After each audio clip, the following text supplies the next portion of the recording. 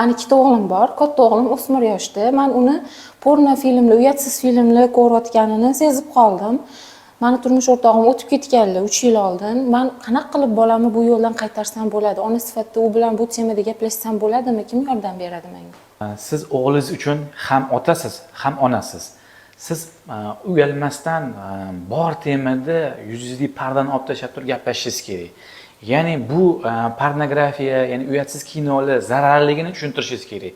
Hozirdan tushuntirib bormasangiz farzandingizga bu kinoni ko'radi, ya'ni sun'iy ereksiya bo'ladi, ya'ni olati ereksiya bo'lgandan keyin bu yerda yoshlikdan zastoyniy prostatit boshlanadi. Agar tomog'ida infeksiya bo'lsa, qanaqadir karieslari bo'lsa, o'sha infeksiya tomog'idan o'tib, limfa tugulari orqali prostata beziga yetib boradi va o'sha joyi zararlaydi. Jinsiy yaqinlik bo'lmagandan keyin bu yoshga jinsiy yaqinlik qilish hali vohli va bola vohli yetilish boshlaydi, gormonlari buziladi, keyin borgan sari ongi buziladi. Bu narsa keyin yoshlikdan prostatitga, uretritga olib kelishi mumkin.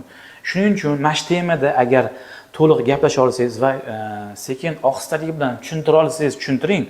Buni agar tushuntira olmasangiz, uni mutaxassisga, ya'ni urolog, andrologga olib kelishingiz kerak bo'ladi. Men unga aka sifatida, vrach sifatida albatta tushuntiraman.